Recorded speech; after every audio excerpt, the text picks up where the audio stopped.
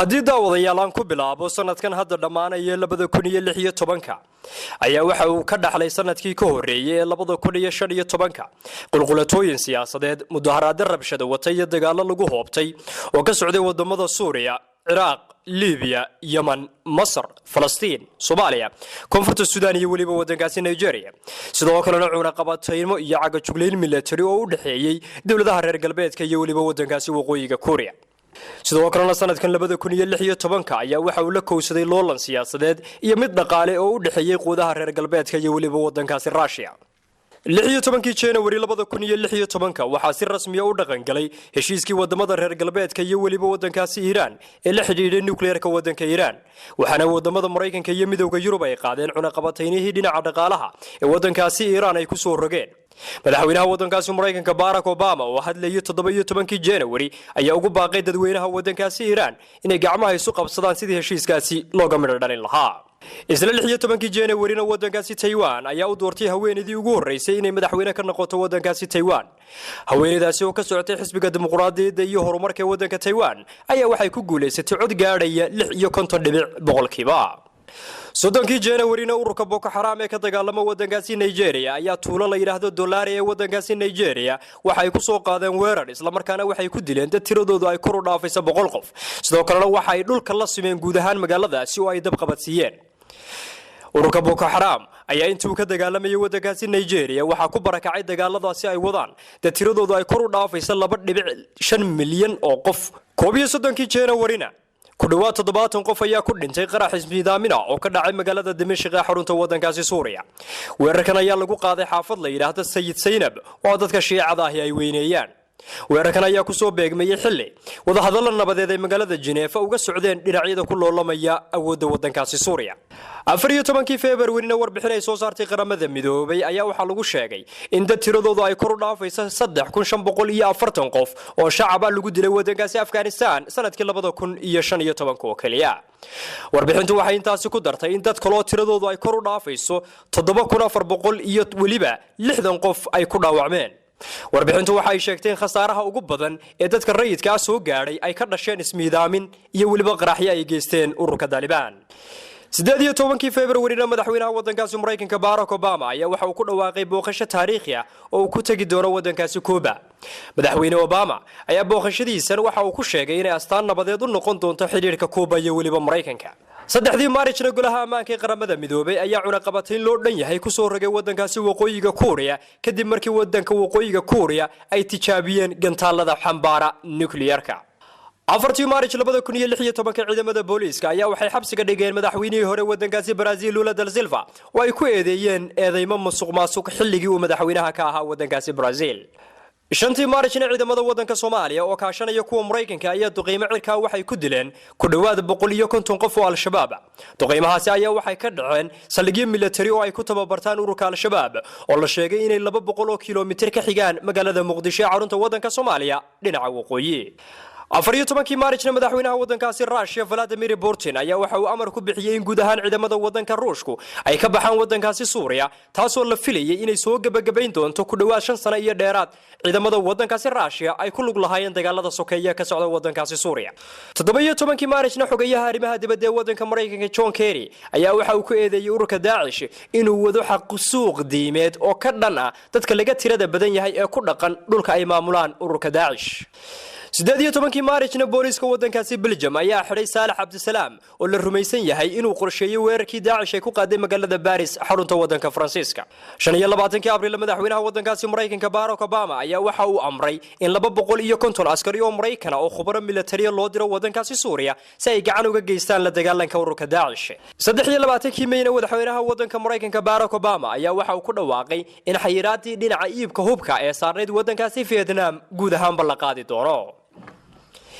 isla 27 May isla madaxweynaha wadanka Mareykanka Barack Obama ayaa waxa uu booqasho taariikhi ah ku tagay magaalada Hiroshima ee wadankaasi Japan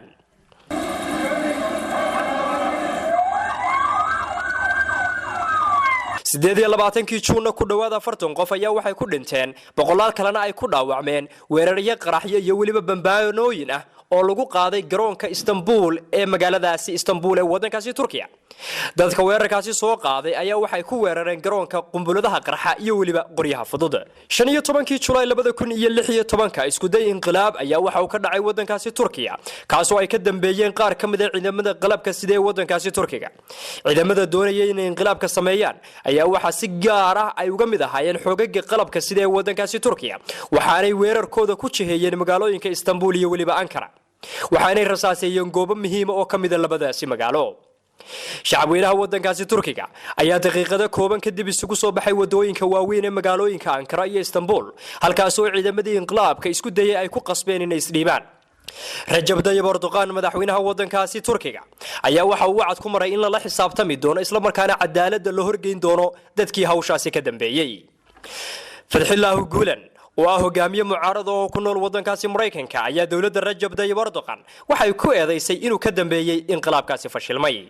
24kii Augustna dawladda wadankaasi Turkiga ayaa ciidamadeeda iyo waliba taangiyadeeda iyo waliba diyaaradaheeda militariga waxay u dirtay wadankaasi Suuriya si ay xoogaga Daesh uga hor istaagaan inay u soo gudbaan xuduudka wadanka Suuriya September 28keedina Shimon Peres madaxweynihii iyo waliba ra'iisul wasaarihii hore ee Yuhuuda ayaa waxa uu ku geeriyooday cisbitaal Israa'iil ay leedahay isagoo da'diisu ay jirto 93 jir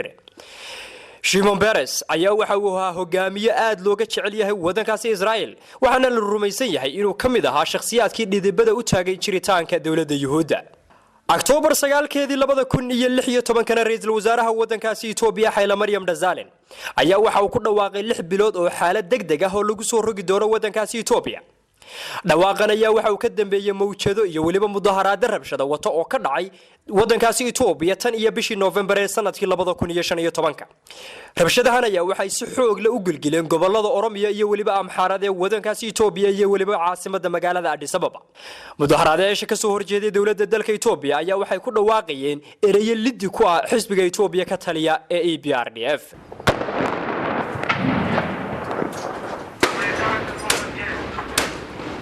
November 1 ciidamada dawladda Ciraaq ayaa waxay gudaha u galeen magaalada labaad ee ugu weyn wadankaasi Ciraaq ee Mosul markii ugu horeysay kadib muddo 2 sanadood oo mucaaradku magaaladaasi ay ka arriminayeen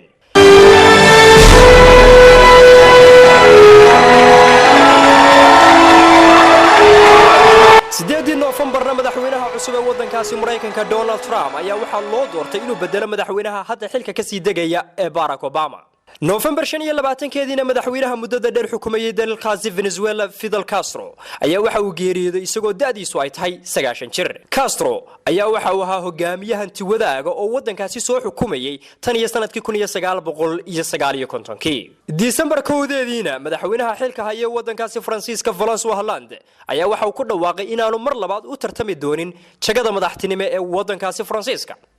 talaabadan uu qaaday madaxweyne Hollande ayaa waxa ay ka dambeysay kadib markii xukuumaddiisa lagu eedeeyay inay ku guuldareysatay inay wax ka qabato qaraxyadii isqarximaha ahaa ee lagu qaaday wadankaasi Francisco iyo waliba dhaqaalaha wadankaasi Francisco oo liita December 10keedina jabhadda Kurdiyiinta ee PKK ayaa waxay laba weerar oo bambaanooyin ku qaadeen garoon kubadeed oo ku yaala magaalada Istanbul weerarkaasi ayaa waxa ku dhintay 38 qof 150 kalena way ku dhaawacmeen wasiirka arrimaha gudaha ee wadankaasi Turkiga ayaa waxa uu wacad ku maray in dadkii weerarkaasi ka dambeeyay la xisaabtami doono December 11keedina weeraro qaraxya ayaa waxa laga fuliyay kiniisad ku taala duleedka magaalada Qaahire ee xarunta wadankaasi Masaarida weerarkaasi ayaa waxa ku dhintay 25 qof halka 49 qof oo kale oo masiixiyiin ah ay ku dhaawacmeen 13 December 2016 xoogaga wadankaasi Suuriya ayaa waxay dib u qabsadeen magaalada Xalab kadib muddo 4 sanadood oo magaaladaasi ay ka arriminayeen xoogaga mucaaradka ahi 19 December 2016 kana safiirkii Ruushka u fadhiyay magaalada Istanbul ee xarunta wadankaasi Turkiga ayaa uu nin dhabarka ka toogtay isla markaana halkaasi ku geeriyooday ninkan weerarka soo qaaday ayaa waxa uu ku qeylinayay Allahu Akbar ha ilaabina Xalab ha ilaabina Suuriya madaxweynaha wadankaasi